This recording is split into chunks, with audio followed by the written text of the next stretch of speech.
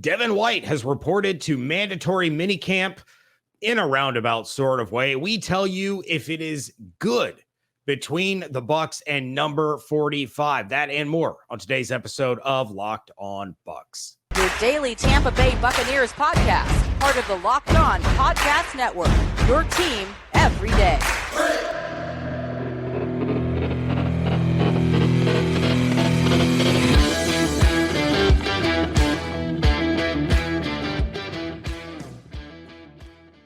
What's up, and welcome to the Locked On Bucs podcast, part of the Locked On Podcast Network, your team every day. We are your daily podcast covering the Tampa Bay Buccaneers, and we thank you so much for making Locked On Bucs your first listen or view every single day. You can, of course, subscribe for free or follow for free on YouTube and wherever you get your podcasts. And make sure you are following us on Twitter. I am James Yarcho at JYarcho_Bucs, joined by Mr. WTSP Wednesday himself, Evan Klosky, on Twitter at eklosky WTSP. I'm the deputy editor of SB Nation's BucsNation.com.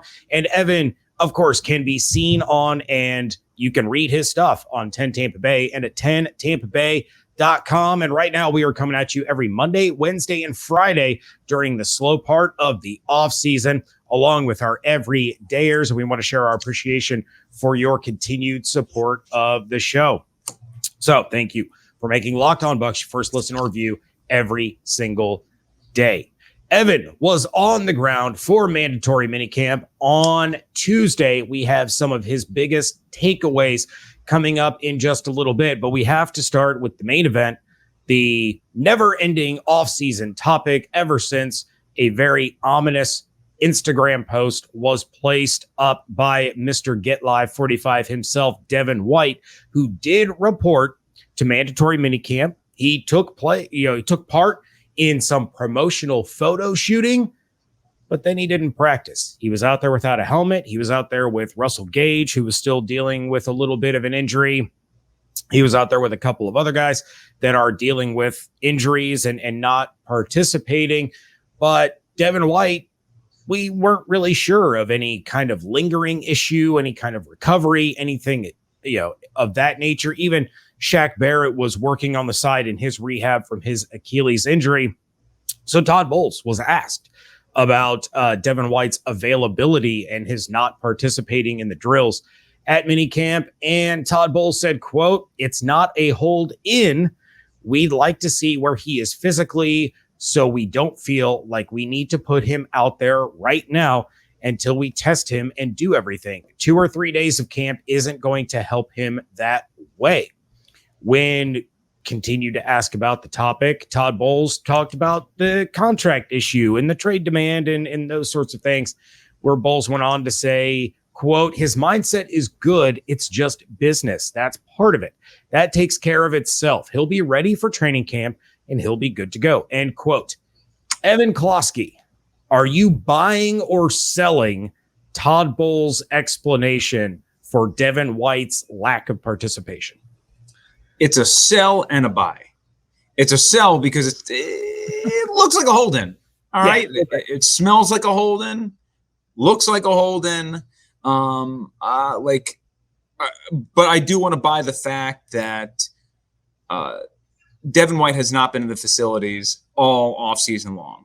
So they don't know what his capabilities are. They don't know his foundation, none of that. So even Levante David, who we saw for the first time in front of cameras, Todd Bowles did say that Levante has been in the facility. He has been to some non-media practices. He has been participating here and there. So they have a good beat on where he's at. So that I do buy. But it seems like a hold-in. And I also, for Devin White, it makes no sense to risk any form of injury for these 3 days. Look, fact of the matter is Devin White understands the defense. He knows what to expect. The install isn't as elaborate for him as it is for maybe somebody on the offensive side. Like if this was like Mike Evans in a situation, it'd be a little bit dicier because hey man, there's a lot more to learn here with the Canales system. But so I don't think there's any harm in this, and to just play ball with Devin and to say, look, man, we get it. we got your back. Just get through the offseason. We'll see you at the end of July. But it's still a tenuous situation, one that I assume Devin will be showing up day one of training camp ready to go.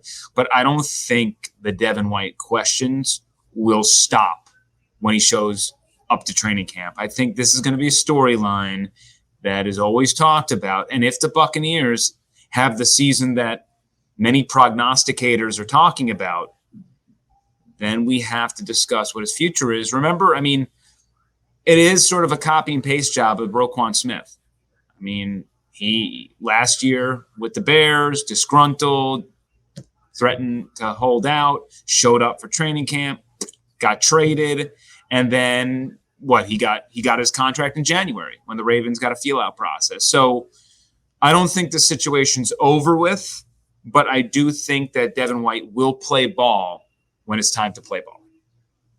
Yeah, this has all the stench of a hold in. And like you said, I mean, Todd Bowles is out there protecting his guy. He doesn't want to add any fuel to this fire. He doesn't want to say, well, yeah, Devin doesn't want to participate, so he's not participating. No, he's trying to protect his guy and show, look, hey, we're on your side. We're, the business aspect is going to take care of itself. Don't worry. We're not throwing you under the bus. But yeah, I'm not buying Todd Bowles' shtick at all in regards to Devin White. And look, that's Devin White's prerogative. David and I have said numerous times on this show, dating all the way back to the very beginning, we are a pro get your bag podcast. And if that means that Devin is going to get his bag with the Buccaneers, great.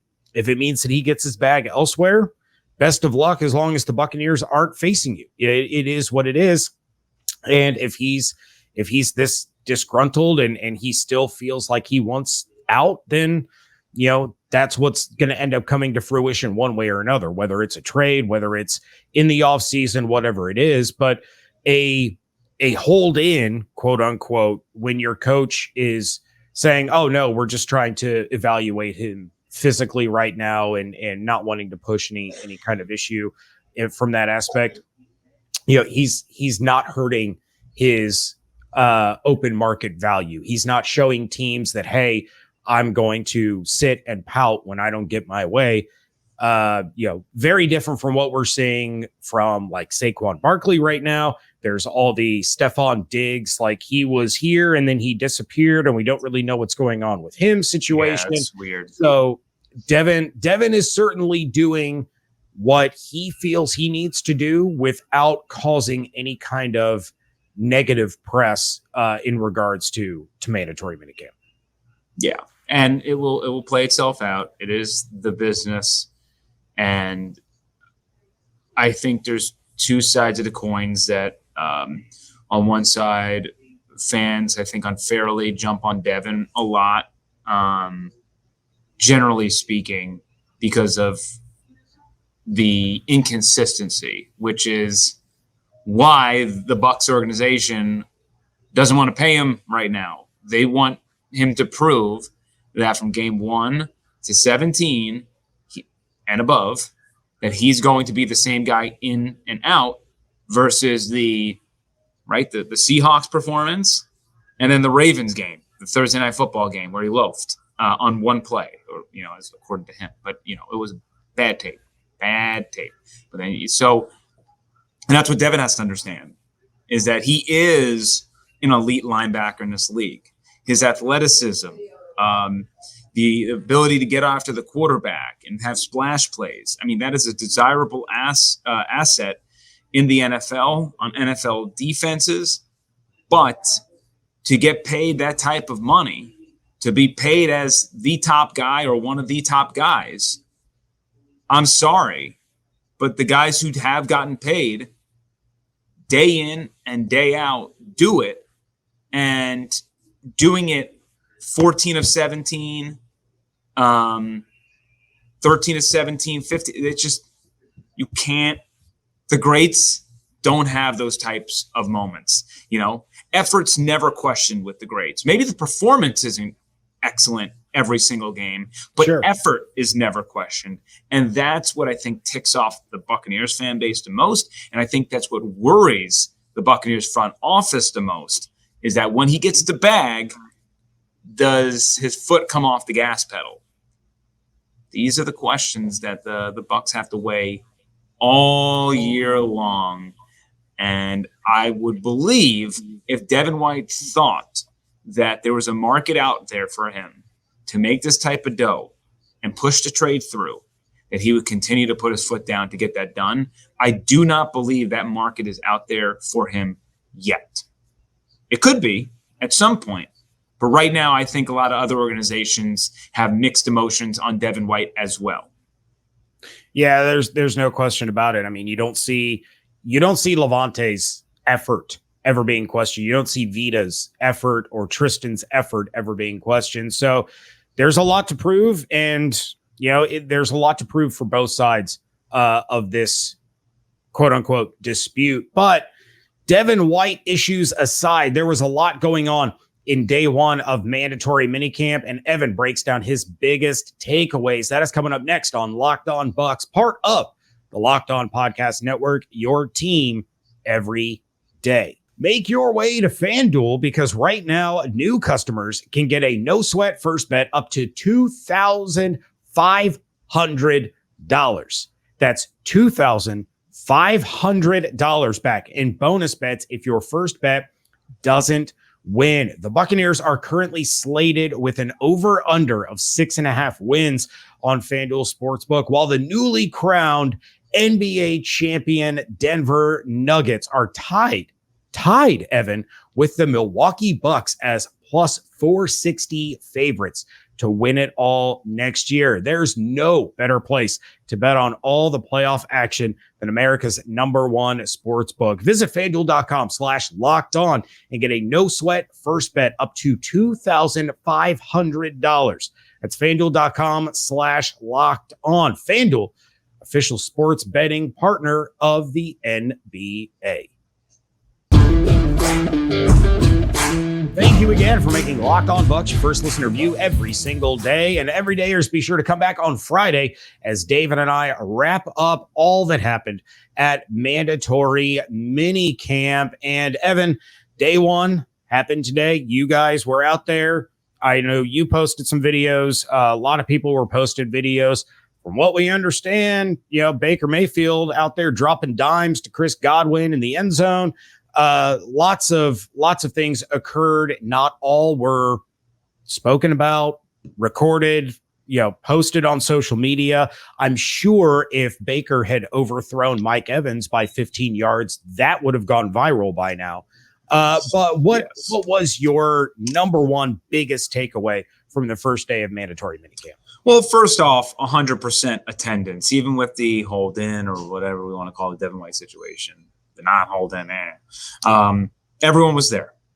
So that's great to see. I mean, from Ryan Jensen getting some work in, Aaron Stinney looking good. He's looking like I was surprised. I mean, that's a significant injury. And to seem like he's going to come back day one of training camp, at least in some form or fashion. I don't know if it'll be a full go, but this is a guy who was possibly starting on the offensive line last year before the injury in the preseason. Shaq Barrett, our thoughts are still with his family. He's out there still rehabbing from his Achilles injury, but that was the first time we've seen him at one Buck since everything that happened last month. So that was the number one thing. Team is all there. You're hearing some other things like the Jets canceled minicamp. The Commanders are just going to have team meetings. The Buccaneers, they're all in. They're all there. They're taking advantage of the days. And outside of Devin White, not really participating, Russell Gage still nursing some sort of injury that we don't know about. Sean Tucker, the running back that they like, the Thomas Rawls prototype that Dave Canales said, not practicing some outside of a handful of players. I mean, we got to see them get involved. And that's pretty big for a handful of these Super Bowl champions that are still left on the roster. But on top of that, and also I want to mention Todd Bowles pretty much confirming that Matt Filer is going to be the starting left guard. It's, quote, his job to lose. So excellent. So we know that. The other thing to know is the defense definitely won the 11-on-11 period, which should not shock anybody because Dave Canales' offense is still getting installed and they're trying new things out and they're still working on chemistry things. Todd Bowles' system has been in for a handful of years. Most of the people on the defensive side of the ball are veterans. Remember, the starters, most of them are veterans. There's a handful of exceptions, but it's not crazy to think about that the defense is going to be outpacing the offense, not just for the 3 days of mini camp, but also going into training camp. I would expect the defense to be on another level solely based on the difference in quarterback with Tampa Bay and also the new system that's getting installed. But loved hearing Kyle Trask say that the number one thing with this offense is unpredictability.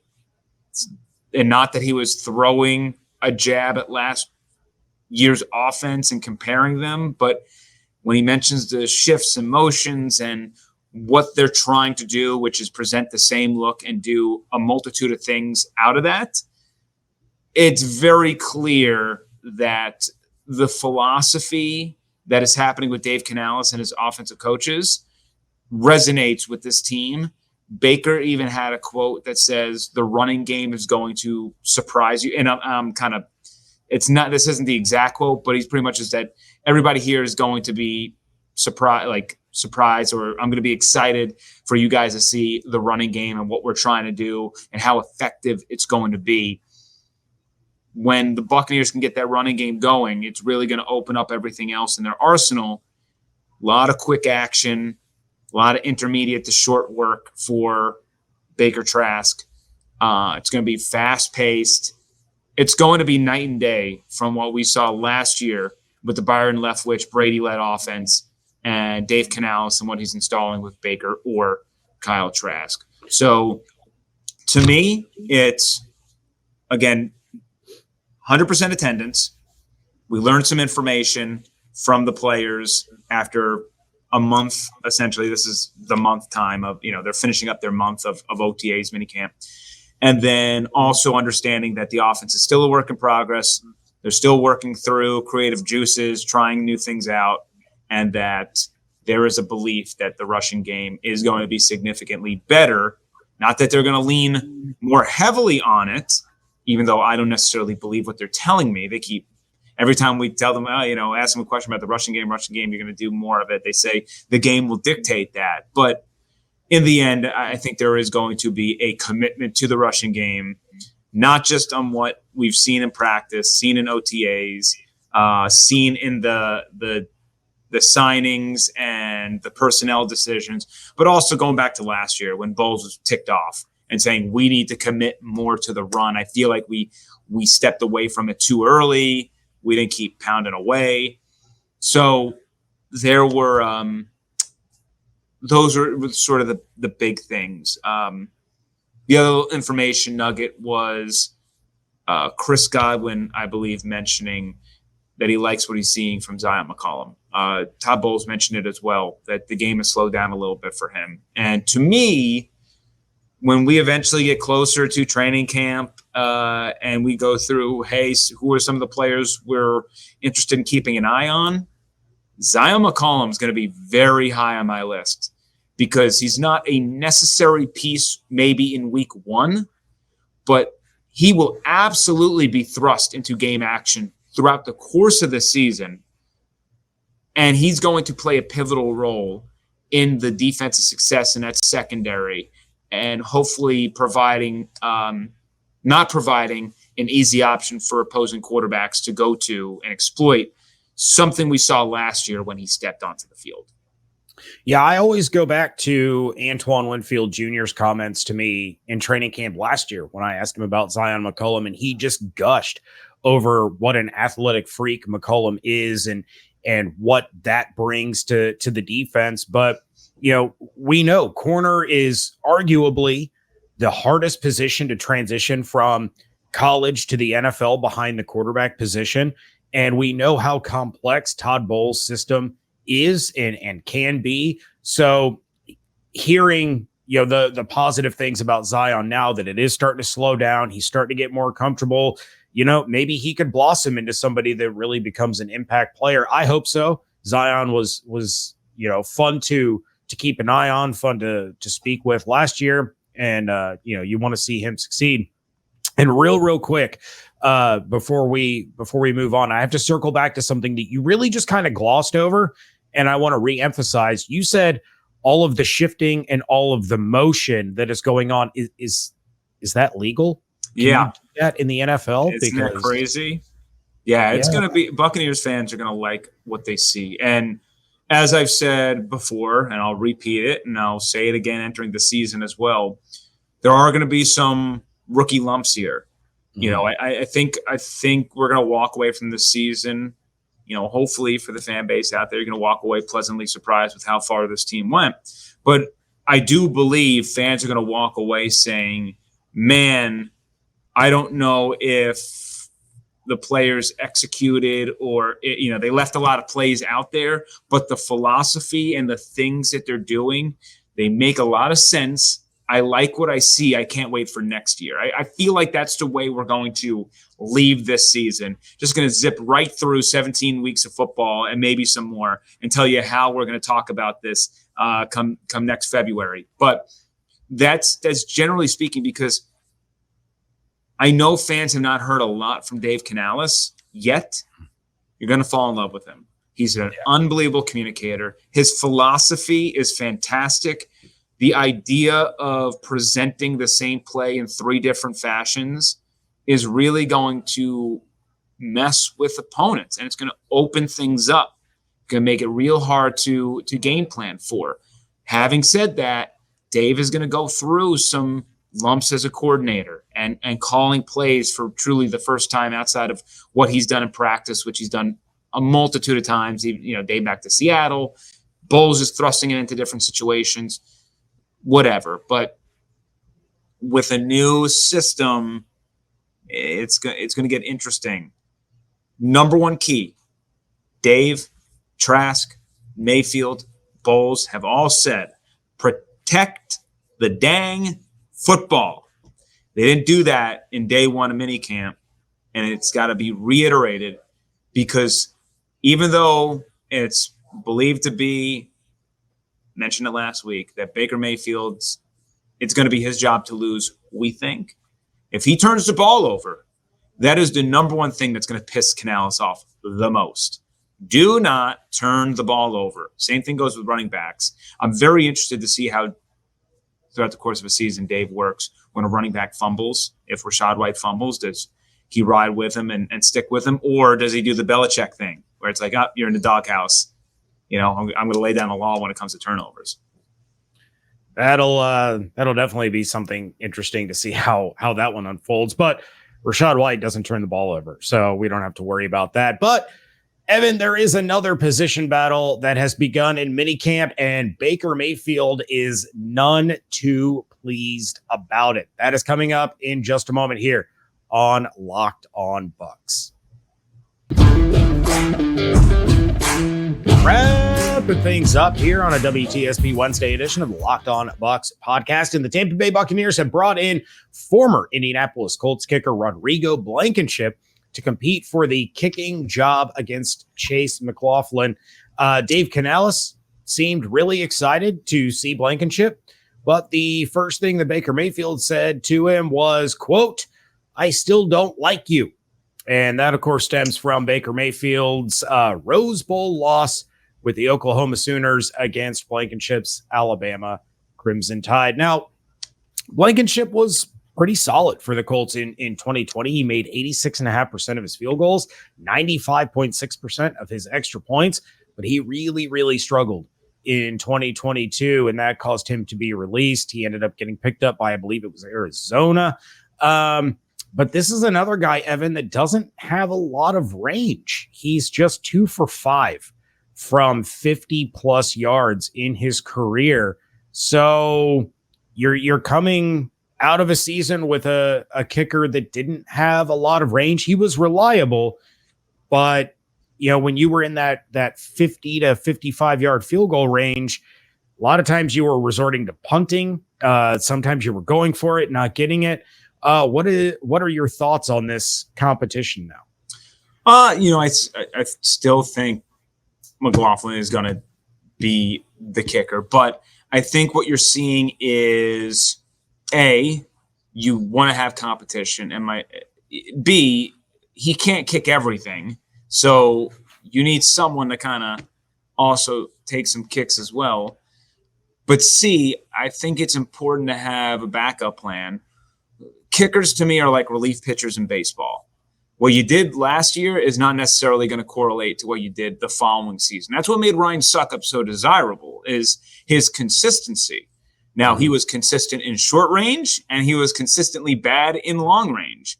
So you're hoping that Chase bridges that gap between being good enough short and long. But let's say you get to camp, you go through some preseason games, and Chase is stinking it up.